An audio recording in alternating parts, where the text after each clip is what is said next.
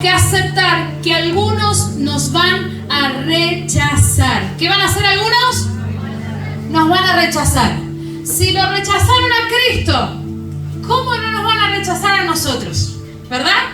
Eso tenemos que ser conscientes. Sé que muchos de nosotros queremos que todo el mundo nos acepte, caerle bien a todo el mundo, pero no va a pasar. Así que le doy un consejo: deje de esforzarse y de hacer hasta lo imposible para que todo el mundo lo acepte, porque no va a pasar. A Cristo lo rechazaron, a nosotros también. Dice, y entendemos en la palabra de que Jesús es el que experimentó el rechazo. Jesús experimentó la soledad, los dolores, la angustia. Él supo lo que es ser traicionado. Hasta su mismo pueblo lo rechazó. Así que, iglesia, lo que has podido pasar hasta este momento, dolores, angustia, rechazo, el que te entiende y comprende al 100% es Jesús. Mirá que tenés al lado y decirle: Jesús nos entiende. Y Él soportó todo esto, el rechazo, el dolor, la angustia, lo soportó y nos dejó ejemplo de cómo nosotros podemos seguir adelante, cómo nosotros tenemos a alguien en donde nos podemos refugiar y hasta apoyar ahí la cabecita en ese hombro y decir: yo sé que vos me vas a contener, yo sé que vos me vas a entender. Viste que a veces buscamos consejo o que el otro nos entienda, y el otro a veces no nos entiende. ¿Sabés quién lo va a hacer a la perfección? Jesús. Entonces, si viviste rechazo, es momento de ir a los pies de Cristo y decirle: me pasó esto. Y Él va a saber cómo sanarte debidamente. Isaías 53, 1 en adelante dice: despreciado y desechado entre los hombres, varón de dolores, experimentado en quebranto. Y como escondimos de Él el rostro, fue menospreciado y no lo estimamos. Ciertamente llevó Él nuestras enfermedades y sufrió nuestros dolores, y nosotros le tuvimos por azotado y por herido de Dios y abatido. Isaías 53 del 1 al 4, después te lo busca y lo lee bien. Pero la palabra ya nos estaba enseñando y diciendo lo que Jesús, nuestro Salvador, iba a vivir. Ahora, no para todo el mundo es fácil manejar el rechazo, así que tenemos que aprender a hacerlo. Diga conmigo: tengo que aprender a manejar el rechazo. ¿Cómo aprendo? Primero, tengo que perdonar y renunciar a toda falta de perdón contra las personas que me han rechazado en cualquier etapa de nuestra vida. Si de chiquitos, si de bebés, si de adolescentes, si de jóvenes, si de adultos, si de ancianos, en alguna etapa de nuestra vida nos rechazaron. Tenemos que aprender a manejar ese rechazo. ¿Cómo? Primeramente perdonando y renunciando a toda falta de perdón contra esa persona. Y segundo, tenemos que verbalmente renunciar en el nombre de Jesús a todo temor o a todo miedo al rechazo. Hay gente que le tiene terror a ser rechazada, y eso no es bueno. Una vez más, repetí conmigo: en algún momento alguien me va a rechazar. Y no se me confunda, yo no lo estoy maldiciendo, es que en algún momento algo nos va a pasar de esto, pero no tenemos que abrazarnos a ese rechazo y hacerlo propio, si no estaríamos atando nuestra vida a eso, y Cristo vino a liberarnos. ¿Cuántos dicen amén? Amén. Segundo, punto número 2, tenemos que aceptar que algunos nos van a menospreciar. Algunos nos van a rechazar, otros nos van a menospreciar. Y cuando la gente nos menosprecia, en nosotros se produce como un choque de emociones. Hay gente, como te vengo diciendo, que quiere encajar en todo y con todos. Y se produce como una ansiedad dentro de uno, se produce como ese afán de querer que todos los acepten. Si hay un grupo que le gusta el rock, él se va a hacer rockero. Si hay un grupo de personas que le gusta lo melancólico, se va a hacer melancólico. Si hay un grupo de personas que hablan inglés, va a querer encajar con la gente que habla inglés. ¿Usted me entiende? Hay personas que por dentro sufren tal ansiedad por encajar que terminan atando toda su vida y terminan preocupándose tanto que dejan a un lado lo original que ellos son para ser como los demás. Dios nos hizo a cada uno de nosotros únicos. ¿Cómo somos? Únicos.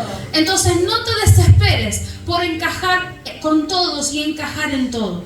Hay gente que te va a menospreciar porque no hablas como ellos, no te vestís como ellos, no estudias como ellos. Pero bueno, es problema del otro. No te hagas la cabeza, no te preocupes, no te vuelvas loco por querer encajar en todos lados. Esa continua adaptación para conseguir la aprobación del hombre produce ansiedad en tu vida y causa daño a tu vida, a tu alma, a tu mente. El temor a los hombres y el tener miedo a cómo la gente va a reaccionar, el tener miedo a cómo el que te rodea va a reaccionar por cómo sos vos y el estar preocupado que reaccionen bien y que te acepten y querer cambiar, eso, te vuelvo a decir, ata tu vida. Y no estamos nosotros para estar atándonos diariamente a algo, sino que tenemos que ser libres. ¿Cómo tenemos que ser? Libres. Entonces, tenés que aceptar que en algún momento alguien te va a menospreciar. En ese mismo instante, yo lo perdono en el nombre de Jesús y sigo mi camino. Amén. No te vuelvas loco por querer encajar. Tercero, aceptemos y superemos el dolor. ¿Vamos bien hasta acá? Aceptemos y superemos el dolor. Tenemos que aprender a manejar el dolor de las heridas que otros producen en nosotros. Mientras más nos resistimos a aceptar y a superar ese dolor, más nos duele. Mientras más nos resistimos a perdonar, más grande se hace el dolor. Tenemos que entender que es normal que va a haber situaciones dolorosas y tenemos que permitirle a esas situaciones dolorosas que hagan y cumplan su propósito en nuestra vida. Luego que hacen y producen su obra, nosotros tenemos que aceptar que nos dolió, tenemos que perdonar y bendecir al que nos hizo mal. ¿Qué tenemos que hacer? Aceptar el dolor, perdonar y bendecir al que nos hizo mal. Esa es la parte más difícil para nosotros. ¿Cómo voy a bendecir a esta desgraciada que bendecila, soltá el perdón, perdonala? Ya está, te miró mal un día, se levantó de malas, perdonala, no te ates a eso. ¿Cómo voy a perdonar a este si mira lo que me... Perdonalo, aceptá el dolor que te causó, ya está. Causó dolor, causó una herida, listo. Deja que la herida haga la enseñanza que tiene que hacer en tu vida, que levante la fuerza, levante la fe que tiene que levantar en tu vida. Bendecir, perdonar y seguir avanzando. Punto número 4. Sabemos muy bien y venimos aprendiendo que los conflictos en las relaciones causan heridas, y si las heridas no dejamos que pasen el proceso y no le permitimos a Dios que sane esa herida, terminamos en un pozo de depresión. Hay mucha gente que termina en un pozo de depresión. Entonces tenemos que vencer esa depresión. Y con lo que estamos hablando hoy, tenemos que aceptar. Si sos una persona que está en depresión, tenés que aceptar que estás en ese lugar. Pero no tenés que hacerlo tuyo, ¿se entiende? No es, no, yo no estoy deprimido, no me hablen de eso, no. Estás deprimido, tenés que reconocerlo y tenés que trabajar para vencer esa depresión y permitirle al Señor que sane tu vida. Vamos a hacer una cuenta matemática espiritual. Las matemáticas en el espíritu son así: circunstancia difícil más mentira de Satanás da como resultado la depresión. ¿Qué da como resultado? Una circunstancia difícil más una mentira del enemigo da a nuestra vida a luz la depresión. Pero para vencer la depresión delante de la circunstancia difícil, tenemos que sumarle la verdad de Dios. ¿Usted se da cuenta de la diferencia que hay? Caemos en depresión porque ante una herida, ante un dolor, ante algo difícil que pasamos, le permitimos al enemigo que mienta a nuestra vida, a nuestra cabeza, a nuestro corazón. Y si lo creemos, y entonces terminamos en una depresión, en un mal humor, terminamos mal. Pero si en frente de esa circunstancia difícil, de ese dolor, de esa herida, le sumamos la verdad de Dios, le sumamos la palabra del Señor, le sumamos lo que Dios ha dicho de nosotros, damos a luz la edificación. Una herida y un dolor bien trabajado a vos te edifica. Una herida, una circunstancia difícil que pasaste en tu vida, bien procesado en Dios, a vos te edifica. Pero si dejamos que el enemigo se mete, nos da a luz la depresión. Entonces, ¿cómo vencemos la depresión? Sumando a nuestra vida la verdad de Dios. La persona que está deprimida necesita desechar la mentira y proclamarse a sí mismo la verdad de Dios.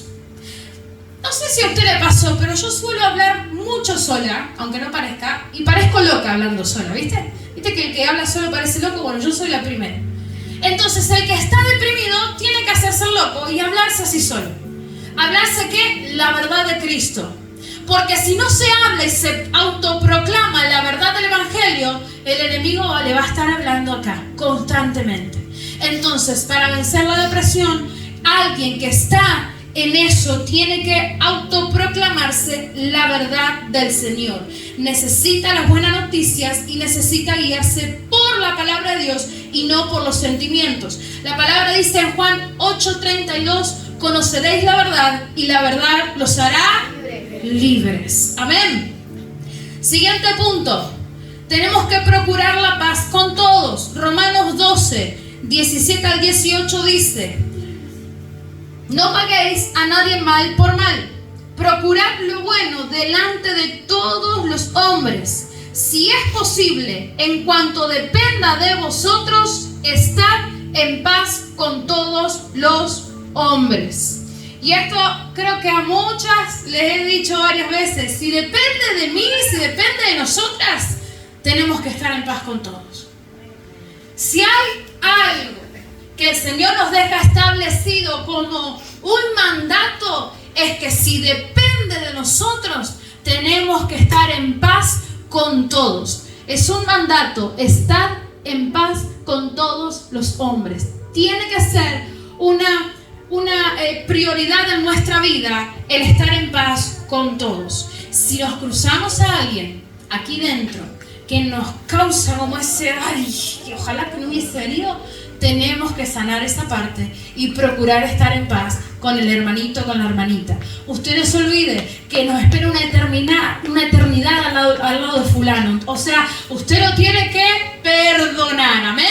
Así alabamos al Señor juntos en la eternidad. Siguiente punto.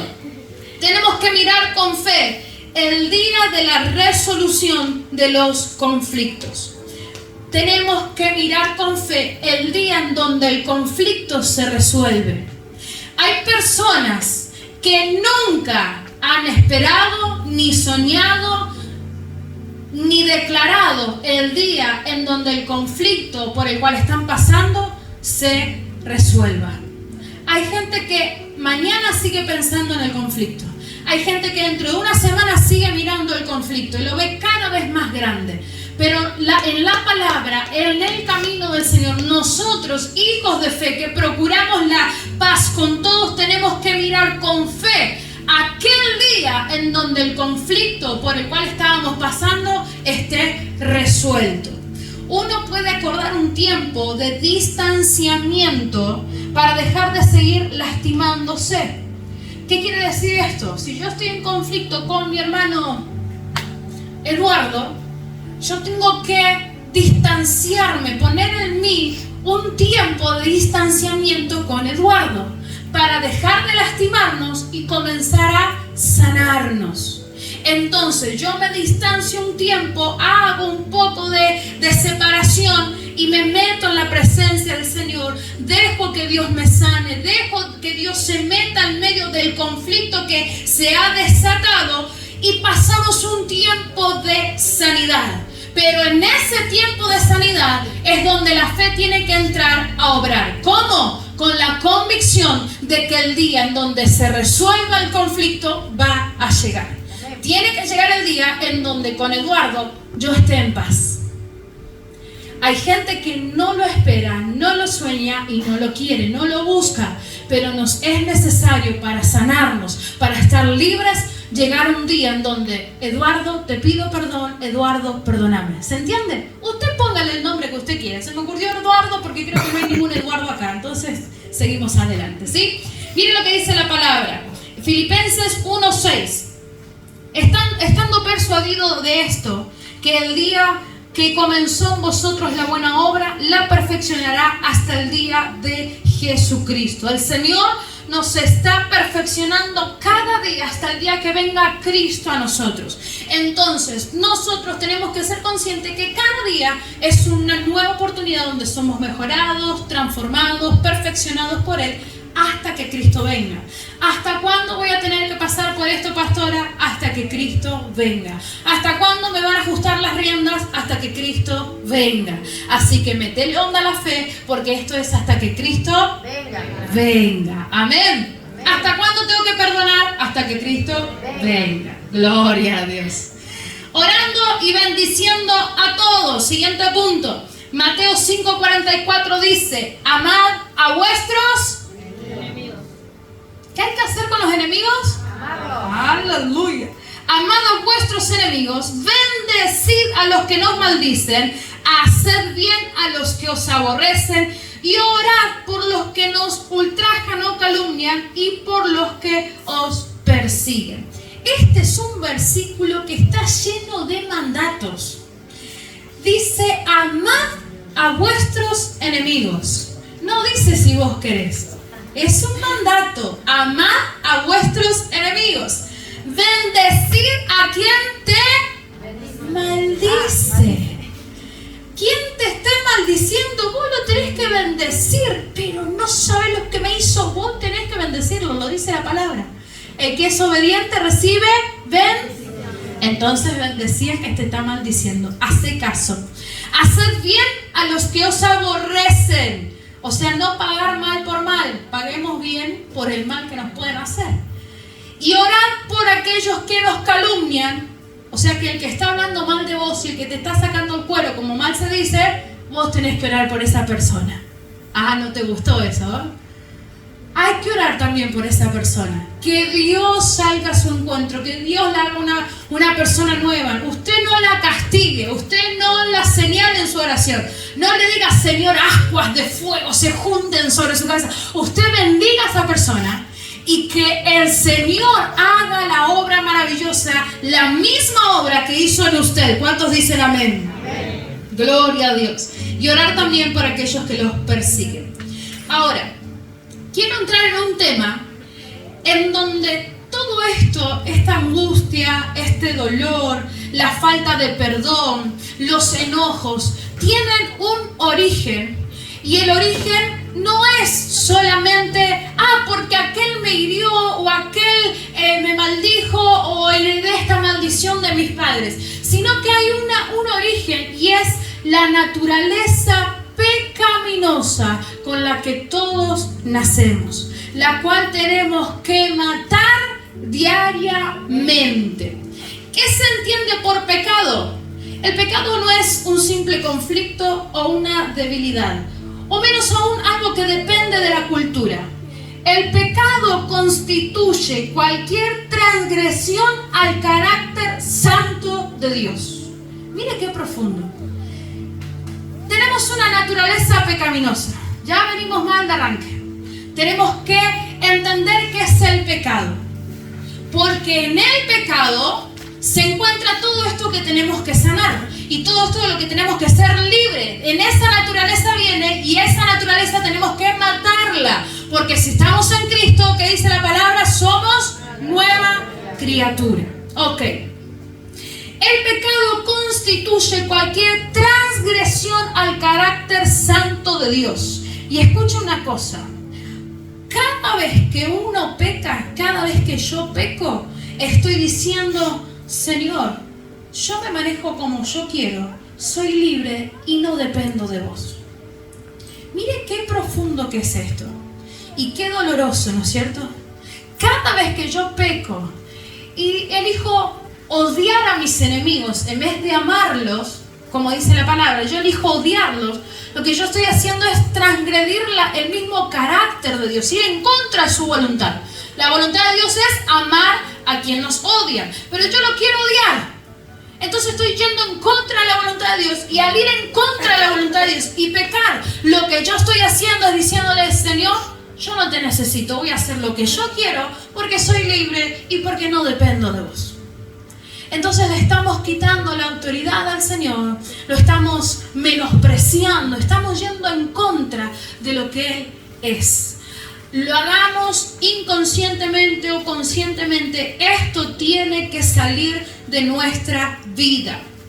Ahora, en las relaciones que tenemos unos con los otros, el pecado también se desarrolla. El pecado se desarrolla hacia todas las direcciones. No es solamente dirigido en contra de Dios, sino que el pecado o esa naturaleza pecaminosa que uno tiene se esparce en diferentes direcciones. Romanos 7:25 dice: gracias doy a Dios por Jesucristo Señor nuestro. Así que yo mismo con la mente sirvo a la ley de Dios, mas con la carne a la ley del pecado. Miren lo que el apóstol está diciendo: con la mente sirvo a la ley de Dios, mas con la carne a la ley del pecado. ¿Qué es esto? ¿Qué es la ley del pecado? Esto significa que el pecado siempre va a querer más pecado y que va a desarrollarse todo lo que pueda desarrollarse en todos los sentidos de la vida. La ley del pecado es esto: un pecado te lleva al otro y el otro al otro. El pecado quiere cada vez más pecado. Y si puede entrar en tu relación matrimonial, la va a comer. Si puede entrar en tu relación con los hijos, lo va a comer. Si puede entrar en tu economía, el pecado va a desarrollarse también ahí. ¿Me está entendiendo? El pecado siempre va a buscar desarrollarse y crecer en todos los sentidos. Y hasta que uno no tenga un reconocimiento verdadero, genuino de ese pecado y renuncie a ese pecado y se aparte de ese pecado, este pecado siempre va a crecer. Tenemos que vencer esto, y esto depende de nosotros. Punto número 1, tenemos que reconocer el pecado. Reconocer en qué área se está desarrollando. Tenemos que renunciar a ese pecado y tenemos que apartarnos de ese pecado. Al apartarnos, eso va disminuyendo, eso se va quemando con la presencia del Señor y nosotros vamos creciendo y siendo cada vez más libres. Amén. Ahora, para que lo entiendas un poquito mejor, el pecado se desarrolla en todos nuestros vínculos, en todas nuestras conexiones. Primero, en nuestra comunión con Dios y en toda forma de autoridad. ¿Cómo se puede desarrollar el pecado en nuestra comunión con Dios y en nuestra comunión con una autoridad que tenemos? Se desarrolla en forma de rebeldía. No levante su mano. Pero ¿cuántos hemos sido rebeldes, verdad? A papá, mamá, al líder, a los pastores, a Dios. No, esto no lo voy a hacer. No me digas lo que tengo que hacer, pero yo voy a hacer lo que yo quiero. Ahí está, en forma de rebeldía se está desarrollando el pecado. Eso es una de las maneras en la que el pecado se desarrolla, en la que el pecado crece. También se puede desarrollar en nuestra comunión con nosotros mismos. Y ahí se genera un conflicto interno. Cuando el pecado se desarrolla en la rebeldía, tenemos un conflicto vertical con la autoridad, con quien está arriba nuestro. Cuando el pecado se desarrolla en nosotros mismos, tenemos un conflicto interno y da a luz o se desarrolla como orgullo o como soberbia. Y después tenemos un conflicto horizontal que se desarrolla con la relación con nuestros pares, con nuestros semejantes. ¿Por qué? Porque crece como egoísmo, como egocentrismo, como el menosprecio, como el dejarlo al lado, como el estar peleando uno con los otros. ¿Usted me está entendiendo? El pecado busca todas las maneras para desarrollarse y darse a luz, ya sea en una relación vertical con Dios, con nuestras autoridades, con nosotros mismos o con nuestros pares, ya sea hermanos en Cristo o familia y demás. Y quiero darte, para que lo entiendas un poquito mejor y desarrollar un poco lo que es el conflicto vertical, y ya con esto voy a cerrar para poder orar por tu vida. El pecado nos hace perder la comunión con Dios. ¿Qué tiene que ver esto con la herida, con los dolores, con los conflictos? ¿Sabe qué tiene que ver? Tiene que ver mucho. Porque si nosotros estamos heridos, doloridos, enojados, nuestra relación con Dios no está bien. Nuestra relación con Dios se encuentra en medio de algo que lo estorba. Cuando usted está enojado, no ora de la manera más linda, ¿o me equivoco? Estamos enojados, entramos 5 minutos y nos vamos. Ni te quiero hablar si estás en un tiempo melancólico porque estás acostado en la cama y decís, Señor, y estás 3 horas llorando y lo que menos hiciste fue orar. Entonces entramos en un conflicto porque hay algo dentro nuestro que está necesitando sanidad, que está necesitando ser observado, que está necesitando ser identificado. Y todo eso viene también de la mano del pecado. Porque de parte del enemigo y de parte de todo lo que es del enemigo viene aquello que te aleja del Señor. El conflicto vertical. El pecado nos hace perder la comunión con Dios. Isaías 59:2 dice: pero vuestras iniquidades han hecho división entre vosotros y vuestro Dios, y vuestros pecados han hecho ocultar de vosotros su rostro para no oír. Cuando uno está en pecado, en conflicto, cuando uno está en rebeldía, sobre todo con el Señor o con una autoridad, con alguien que Dios nos ha puesto para respetar, para oír y demás, entramos en una división. Y el entrar en eso dice que por nuestra propia iniquidad, por nuestro propio pecado, se hizo una división entre nosotros y Dios. Y nuestros pecados han hecho ocultar de nosotros mismos el rostro del Señor. ¿Usted entiende esto? Cuando uno peca, cuando uno falla y uno no renuncia a eso y no se aparta de eso, uno mismo está haciendo ocultar el rostro de Dios de uno mismo. Romanos 3:23 dice: por cuanto todos pecaron y están destituidos de la gloria de Dios. No podemos decir que en medio nuestro no hay alguien que no haya pecado. Hemos pecado todos. ¿Cuántos pecados? Todos. Romanos 6:23 dice: porque la paga del pecado es muerte, o sea que es una separación eterna de Dios, mas la dádiva de Dios es vida eterna en Cristo nuestro Señor. El pecado se desarrolla sobre toda forma de autoridad en rebeldía. Si alguien nos pone en autoridad y nosotros estamos constantemente chocando con esa autoridad, diciendo: este no me va a decir cómo hago las cosas, este no se va a meter en mi vida, y renegamos, nosotros tenemos un problema y se llama rebeldía. Y la rebeldía nos aparta de Dios. ¿De quién nos aparta? Dios. Este es un pecado básico. Al rebelarnos ante Dios nos separamos y adquirimos una autonomía que nos va degradando. Fíjese qué profundo que es esto. La rebeldía da a luz una autonomía, o sea, yo mismo puedo, yo mismo lo sé, yo mismo lo voy a hacer. ¿Usted me entiende? Una autonomía que nos va degradando. Yo sé que tenemos dones, yo sé que hay cosas que sabemos hacer, pero sin Dios, dice la palabra, nada podemos hacer.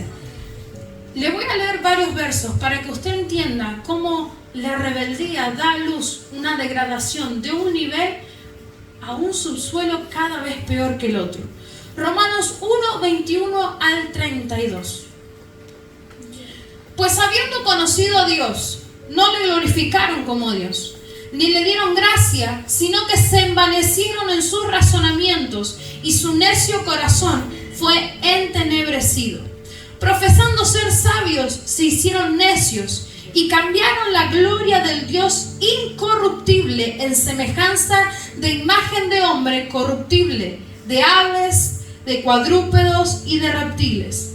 Por lo cual también Dios los entregó a la inmundicia en las concupiscencias de sus corazones, de modo que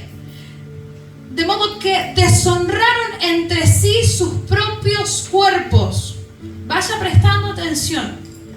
Ya que cambiaron la verdad de Dios por la mentira, honrando y dando culto a las criaturas antes que al Creador, el cual es bendito por los siglos de los siglos. Amén.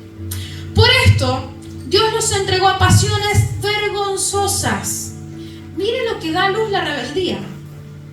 Pues aún sus mujeres cambiaron el uso natural por el que es contra la naturaleza, y de igual modo también los hombres, dejando el uso natural de la mujer, se encendieron en su lascivia unos con otros, cometiendo hechos vergonzosos hombres con hombres, y recibiendo en sí mismo la retribución debida a su extravío. Y como ellos no aprobaron tener en cuenta a Dios, Dios los entregó a una mente reprobada para hacer cosas que no convienen, estando atestados de toda injusticia, fornicación, perversidad, avaricia, maldad, llenos de envidia, homicidios, contienda, engaños y malignidades, murmuradores, detractores, aborrecedores de Dios, injuriosos, soberbios, altivos, inventores de males, desobedientes a los padres, necios, desleales, sin afecto natural, implacables, sin misericordia, quienes, habiendo entendido el juicio de Dios, que los que practican tales cosas son dignos de muerte, no solo las hacen, sino que también se complacen con lo que practican. En nuestra vida, varias veces, en nosotros surgió, en nuestro corazón, el pensamiento: yo no quiero que nadie se meta en mi vida para que me diga lo que tengo que hacer. Dar a luz rebeldía en nuestra vida nos lleva a todo lo que les acabo de leer. Dar a luz la rebeldía contra Dios primeramente, conociendo, dice lo que acabamos de leer, conociendo la justicia de Dios, el juicio de Él, entendiendo quién es Dios y lo que Él hace. Ellos dijeron, le dieron la espalda, le fueron rebeldes, se olvidaron, lo dejaron de lado e hicieron lo que quisieron. Y hacer lo que ellos quisieron, dijo Dios: bueno, ustedes me desecharon. Y se dio a luz una degradación cada vez peor. ¿Cuántos de ustedes son conscientes que lo que dice la palabra en Romanos 1:21 está pasando en nuestro tiempo? Ustedes entienden que lo que acabamos de leer dice que hombres están con hombres y que las mujeres están con las mujeres. Ustedes se dan cuenta de los homicidios, ustedes se dan cuenta de todas estas cosas que habla la promesa de la contienda, la avaricia, la fornicación, la perversidad. Están llenos de envidia, de engaños. Es lo que hoy estamos viendo como normal. Y es eso normal que se dio a luz por una rebeldía. Por decir, yo no quiero ni a Dios, ni la autoridad de mis padres, ni la autoridad de un maestro, ni la autoridad de un líder, ni que nadie me diga lo que tengo que hacer, porque yo puedo solo.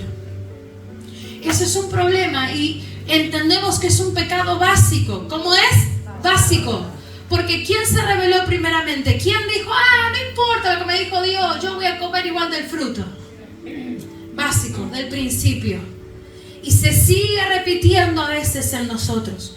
Tenemos que identificarlo, tenemos que renunciar a ello y tenemos que apartarnos. ¿Amén? Amén. Después vamos a seguir hablando de esto, porque la rebeldía no solamente nos lleva a esto, sino que trae un tremendo conflicto espiritual. Pero no quiero hacértelo tan largo porque ya es mucha información. Y espero que hayas tomado nota. Y cualquier cosita por privado, si te faltó un punto o algo, me lo pedís, ¿sí? Quiero que te pongas de pie en esta noche. Y que con lo que hoy hemos hablado puedas decirle al Señor y puedas pedirle también al Espíritu Santo esa fuerza, esa convicción para no solamente aceptar que vamos a tener conflictos con nuestras relaciones, sino que reconocer esos conflictos, soltarlos, renunciar, permitir que vengan a hacer la obra que es necesaria hacer en nuestra vida, soltar ese perdón, renunciar a todo enojo y sanarnos en el Señor para ser libres.